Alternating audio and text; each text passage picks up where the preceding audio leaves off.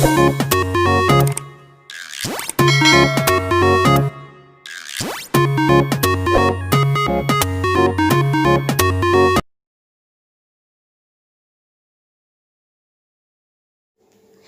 Students, आशा करती हूँ कि आप सारे लोग बहुत अच्छे होंगे और सारे ही अपने घरों में एकदम से सुरक्षित होंगे। Welcome to my YouTube channel Kiran आदि शिक्षा, जहाँ पर हम स्टडी कर रहे हैं एनसीईआरटी क्लास 9 का चैप्टर नंबर 13, जिसका नाम है सरफेस एरिया एंड वॉल्यूम। इसकी हम फर्स्ट एक्सरसाइज कर रहे थे। First exercise cube and cuboid से रिलेटेड है, उसके सरफेस एरिया से रिलेटेड है।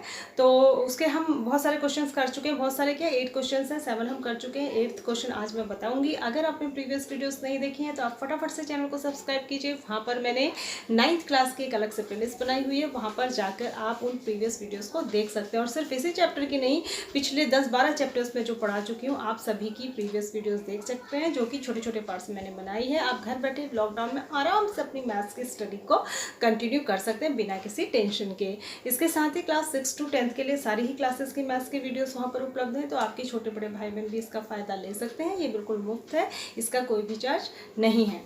हम शुरू करते हैं क्वेश्चन नंबर 8, एक्सरसाइज नंबर 13.1। मैं इसको पहले आपको वर्बली समझा देती हूँ कि इस क्वेश्चन में क्या कह रहा है। ये कह रहा है प्रवीण एक लड़का है, वो अपने कार रखने के लिए एक टेम्परेरी शेल्टर बनाना चाहता है टर्पुलेंट कपड़े से। ठीक है, जिस कपड़े का टेंट बनता है उससे वो एक टेम्परेरी शेल्टर बनाना चाहता है, जिसमें कि वो चारों तरफ से और छत से उसको कवर करेगा, एक बॉक्स की तरह बनाएगा। और आगे से जो है, आगे से शटर तो लगेगा नहीं क्योंकि कपड़े का बनाना, तो वो आगे से भी एक फ्लैप बना रहा है जिसको कि ऊपर फोल्ड भी किया जा सकता है और फिर नीचे भी किया जा सकता है। तो उसको बनाने के लिए उसको कितने टर्पुलिन की ज़रूरत पड़ेगी। ठीक है, ये पूछ रहा है कितने कपड़े की ज़रूरत पड़ेगी। अगर मार्जिन बिल्कुल नेग्लेजिबल मान लिया जाए, मतलब सिलाई में भी दबाव में थोड़ा कपड़ा आएगा, उसको ना के बराबर मान लिया जाए, तो आप कैलकुलेट करके बताइए कि कितना। ठीक है, तो मैंने आपको सब बता दिया। इसमें आपने जो इसने हाइट दी है, ठीक है, हाइट ऑफ टर्पुलेंट जो कपड़े की या जो रूम की जो बॉक्स बना रहा है, उसकी जो हाइट है वो कह रहा है कि वो 2.5 मीटर रहनी चाहिए। और बेस का सीधे सीधे इसने जो है डायमेंशन दे दिया, मतलब लेंथ और ब्रेथ अलग अलग नहीं दी, उसका बेस डायमेंशन इसने ऐसे लिख दिया। डायमेंशन इसने लिख दिया 4 मीटर इंटू 3 मीटर। तो आप खुद ही समझ जाएंगे कि ये लेंथ है और ये ब्रेथ है। ठीक है, तो आपको पता है, मैं पिछले क्वेश्चंस में समझा चुकी हूँ बहुत अच्छी तरीके से। जब हम ऐसा कोई स्ट्रक्चर बनाएंगे जिसमें कार रखनी है, तो नीचे कुछ नहीं होगा ना, नीचे तो फर्श ही होगा, तो यानी कि नीचे का एरिया नहीं आएगा। और नीचे वाले में आता क्या क्या है, लेंथ एंड ब्रेथ आता है। ठीक है, तो एक लेंथ, वैसे टोटल सरफेस एरिया ये होता है ना किसी, और ये हाँ क्यूबॉइडिकल है ये, क्योंकि इसमें लेंथ ब्रेथ और हाइट अलग अलग है। तो 2LB plus BH plus HL होना चाहिए था, मतलब सभी दो दो बार होते हैं, इसलिए हम 2 बाहर से ले लेते हैं। ठीक है, ये भी 2 होता है, ये भी 2 होता है, ये भी 2 होता है। लेकिन जो हम ये स्ट्रक्चर बना रहे हैं इसमें फर्श में कुछ नहीं, तो एक LB कम हो जाएगा, तो हमारे पास सिर्फ बचेगा LB प्लस 2, यहाँ से बचेगा BH प्लस HL। चाहे तो ये HB बाहर ले लीजिए, ठीक है, H दोनों में कॉमन है, तो यहाँ पे 2H यहीं पे ले लेते हैं ताकि कैलकुलेशन हमको कम से कम करनी पड़े। L इंटू बी, अब L है 2.5 इंटू बी है 3। ठीक है, और यहाँ पर आ जाएगा प्लस 2 इंटू एच। एच क्या है, सॉरी L, ये गलत कर दिया मैंने, L क्या था, L है 4 और B है 3। ठीक है, प्लस 2, H है 2.5 और L और B का सम हो जाएगा 4 प्लस 3 यानी कि 7।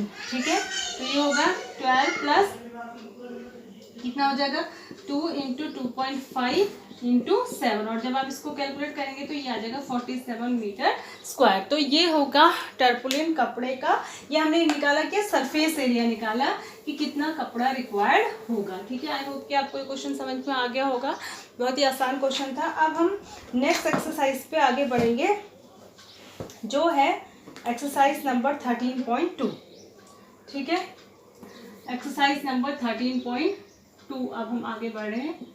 ठीक है, 13.2। अब इसके क्वेश्चंस जो है, the curve surface area of a right circular cylinder, ये सिलेंडर से रिलेटेड है। ठीक है, लेकिन हम डायरेक्ट जो है सिलेंडर के क्वेश्चंस में नहीं आएंगे।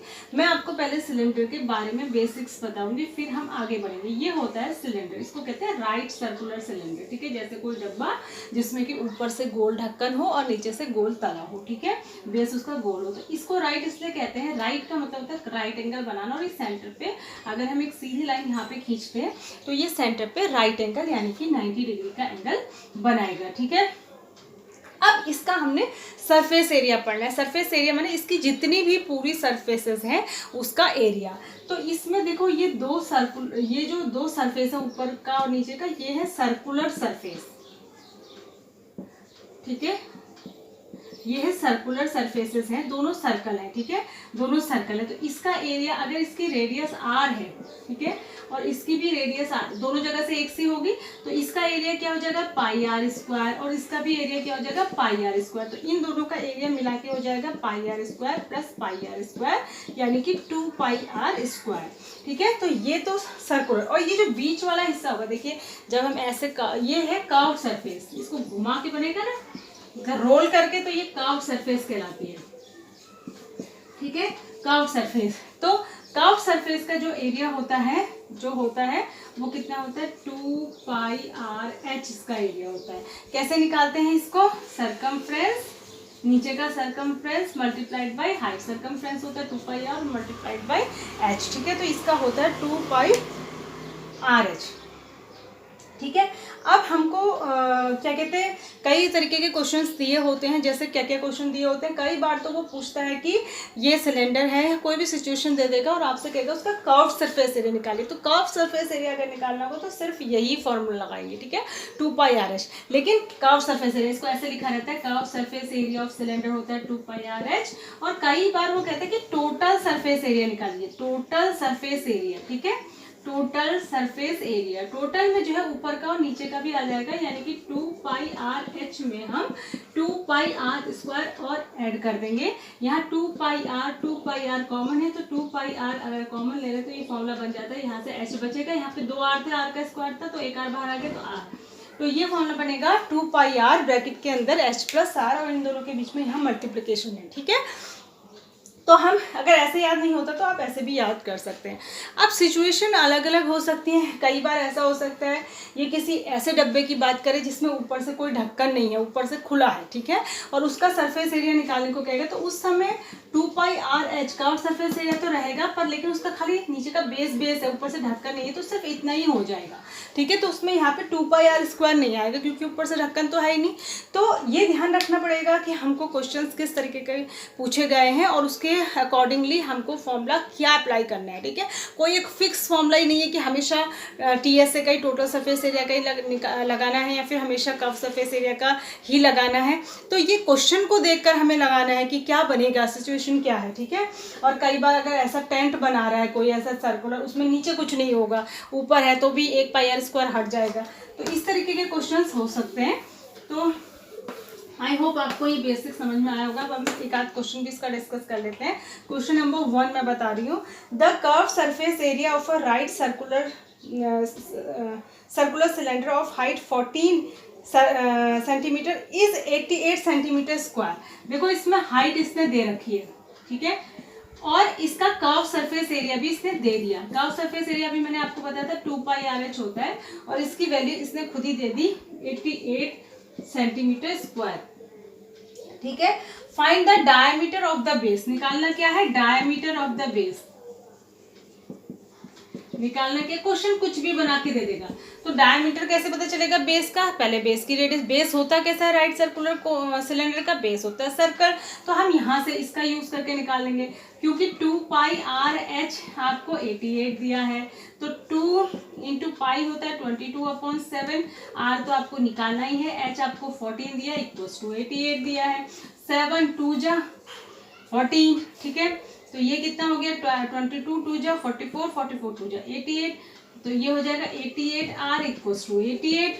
तो आर इक्वल्स टू क्या हो जाएगा 88/88, यानी कि 1 सेंटीमीटर, यानी कि बेस का रेडियस आ गया 1 सेंटीमीटर, तो बेस का डायमीटर जो होता है वो हमेशा 2r होता है, r का डबल। ठीक है, तो 2 इंटू 1 यानी कि 2 सेंटीमीटर, तो बेस का डायमीटर कितना आ गया 2 सेंटीमीटर आ गया। ठीक है, तो आपको समझ में आया क्वेश्चन, बहुत ही आसान है। उसके बाद अगला है क्वेश्चन नंबर 2, एक और कर लेते हैं। ये कह रहा है it is required to make a close cylindrical tank. एक आपको टैंक बनाना है सिलेंड्रिकल, ठीक है, of height 1 metre and base diameter 140 centimetre. एक आपको एक ऐसे सिलेंड्रिकल टैंक बनाना है पानी का या किसी चीज़ का, इसका बेस का जो डायमीटर है वो पूरा डायमीटर पूरा होता है, ठीक है।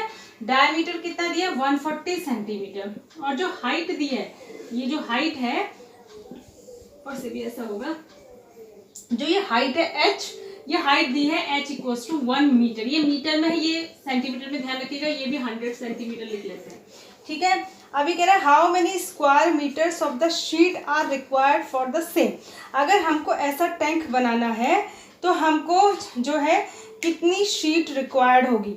अब देखो, make a close cylindrical tank, किसने कहा क्लोज है, बंद है, ऊपर से भी बंद किया जाएगा उसको, तो उसमें जो है टोटल सरफेस एरिया इसका निकालना पड़ेगा। तो ऊपर जितनी लगेगा, कर्व में जितना लगेगा, नीचे जितना लगेगा, वो सब मिलाकर ही हमको पता चलेगा कि कितनी शीट मेटल की रिक्वायर्ड होगी। तो हम लिखेंगे यहाँ पर जो शीट रिक्वायर्ड होगी, ठीक है, वो कितनी होगी, sheet required equals to total surface area of cylinder, ठीक है, सिलेंड्रिकल टैंक। जितना सिलेंड्रिकल टैंक का टोटल सरफेस एरिया होगा उतनी ही शीट हमको रिक्वायर्ड होगी। और टोटल सरफेस एरिया मैंने आपको बताया था 2 पाई आर एच प्लस नीचे का प्लस ऊपर का, यानी कि 2 पाई आर स्क्वायर। मैं बार बार इसलिए लिख रही हूँ, आपको लर्न हो जाए फॉर्मूला, इसको कॉमन ले लेते हैं, अंदर आता है एच प्लस आर, ठीक है। और हमेशा जब भी किसी फॉर्मूले में वैल्यूज अप्लाई करते हैं तो सब एक ही यूनिट में होनी चाहिए, या तो सारे सेंटीमीटर में या सारे मीटर में। तो मैं लिख देती हूँ इसको 2 × 22/7, आर है 140 का हाफ, ठीक है, 140 तो डायमीटर है, तो अब 140 का हाफ हो जाएगा 70, ठीक है। यहाँ ब्रैकेट, यहाँ भी मल्टीप्लाई आएगा, ब्रैकेट के अंदर आएगा h प्लस आर, यानी कि h हो गया 100 सेंटीमीटर प्लस r 70, ठीक है। तो ये हो जाएगा, ये 70 से 10 जा कट गया, तो ये हो जाएगा 2 × 22 × 170, ठीक है, 170। तो ये हो जाएगा 74800 सेंटीमीटर स्क्वायर। अब सेंटीमीटर स्क्वायर को हमको मीटर स्क्वायर में चेंज करना है। सेंटीमीटर को मीटर में चेंज करने के लिए किस से डिवाइड करते हैं, 100 से। सेंटीमीटर स्क्वायर को मीटर स्क्वायर में चेंज करेंगे तो किससे डिवाइड करेंगे, 100 × 100 यानी कि 10,000 से। तो यहाँ से हम 10,000 से इसको डिवाइड करेंगे, तो 4 डिजिट के बाद 1 2 3 4 डिजिट के बाद आपका जो है वो पॉइंट लग जाएगा, तो 7.48 मीटर स्क्वायर। एग्जाम में आपको अगर कोई पर्टिकुलर नहीं पूछा है कि मीटर स्क्वायर में बताइए या सेंटीमीटर स्क्वायर में बताइए, तो आप जो है सेंटीमीटर स्क्वायर में भी उसको छोड़ सकते हैं, ठीक है। तो इतनी शीट रिक्वायर्ड होगी। जब भी किसी चीज़ के लिए sheet required, metal required, cloth required ऐसा होता है, तो उसके लिए हमेशा क्या निकालते हैं, सरफेस एरिया निकालते हैं। तो ये बात ध्यान रखने की है, ठीक है। तो आप इन क्वेश्चंस को प्रैक्टिस करिए, अपना ध्यान रखिए, सुरक्षित रहिए। Thanks for watching, God bless you.